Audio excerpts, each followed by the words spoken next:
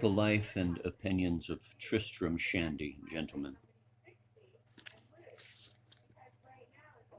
To the Right Honorable Mr. Pitt. Sir, never poor wight of a dedicator had less hopes from his dedication than I have from this of mine, for it is written, in a by corner of the kingdom and in a retired thatched house, where I live in a constant endeavor to fence against the infirmities of ill health and other evils of life by mirth, being firmly persuaded that every time a man smiles, but much more so when he laughs, it adds something to this fragment of life. I humbly beg, sir, that you will honor this book by taking it, not under your protection, it must protect itself, but into the country with you, where, if I am ever told it has made you smile, or can conceive it has beguiled you for of one moment's pain, I shall think myself as happy as a minister of state, perhaps much happier than anyone, one only excepted, that I have read or heard of. I am, great sir, and what is more to your honor, I am, good sir, your well-wisher, and most humble fellow subject, the author. Book 1, Chapter 1.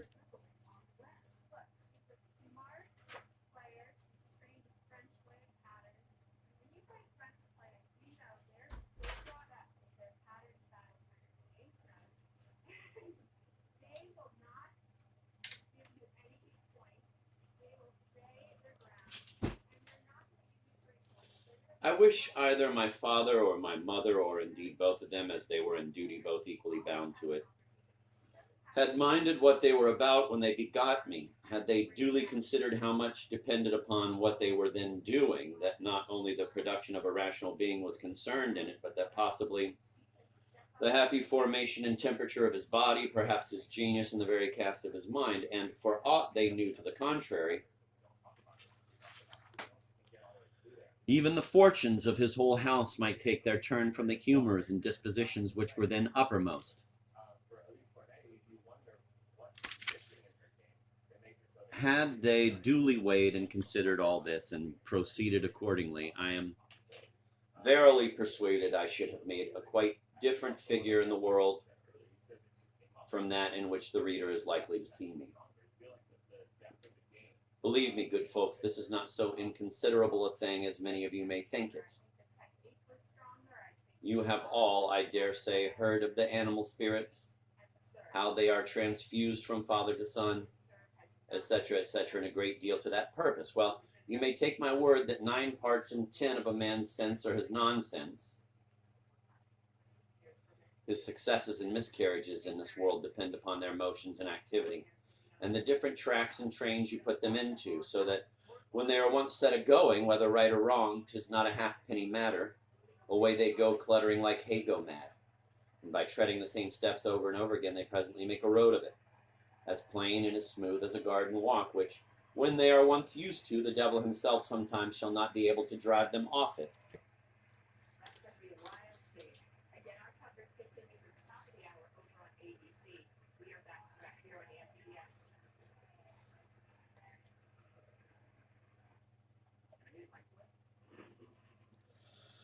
Pray, my dear, quoth my mother, have you not forgot to wind up the clock? Good God, cried my father, making an explanation, but taking care to moderate his voice at the same time. Did ever woman, since the creation of the world, interrupt a man with such a silly question? Pray, what was your father saying? Nothing. Chapter 2. Then positively, there is nothing in the question that I can see either good or bad. Then let me tell you, sir, it was a very unseasonable question at least, because it scattered and dispersed the animal spirits, whose business it was to have escorted and gone hand in hand with the homunculus and conducted him safe to the place destined for his reception.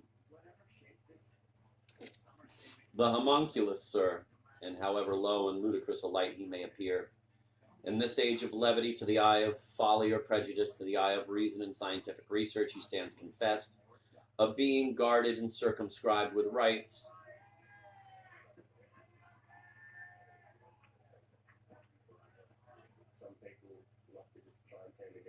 The minutest philosophers who, by the by, have the most enlarged understandings, their souls being inversely as their inquiries, show us uncontestably that the homunculus is created by the same hand, engendered in the same course of nature, endowed with the same locomotive powers and faculties with us, that he consists as we do of skin, hair, fat, flesh, veins, arteries, ligaments, nerves, cartilages, bones, marrow, brains, glands, genitals, humors, and articulations, is a being of as much activity and in all senses of the word as much and as truly our fellow creature as my Lord Chancellor of England. He may be benefited, he may be injured, he may obtain redress. In a word, he has all the claims and rights of humanity, which Tully, Puffendorf, for the best ethic writers allowed to arise out of that state and relation. Now, dear sir, what if any accident had befallen him in his way alone, or that through terror of it, natural to so young a traveler, my little gentleman had got to his journey's end miserably spent, his muscular strength and virility worn down to a thread, his own animal spirits ruffled beyond description, and that this sad disordered state of nerves he had lain down a prey to sudden starts or a series of melancholy dreams and fancies for 9 long months together, I trembled to think what a foundation had been laid for 1,000 weaknesses both of body and mind, which no skill of the physician or the philosopher could ever afterwards have set thoroughly to rights.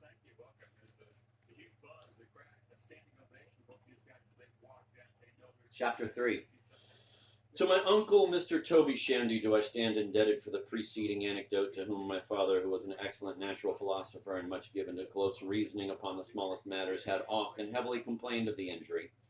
But once more particularly, as my uncle Toby well remembered upon his observing a most unaccountable obliquity, as he called it, in my manner of setting up my top, and justifying the principles upon which I had done it, the old gentleman shook his head, and in a tone more expressive by half of sorrow than reproach,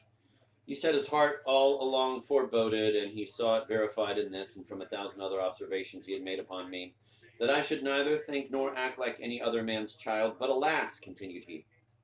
shaking his head a second time and wiping away a tear which was trickling down his cheeks, my Tristram's misfortunes began 9 months before ever he came into the world. My mother, who was sitting by, looked up, but she knew no more than her backside what my father meant. But my uncle, Mr. Toby Shandy, who had been often informed of the affair,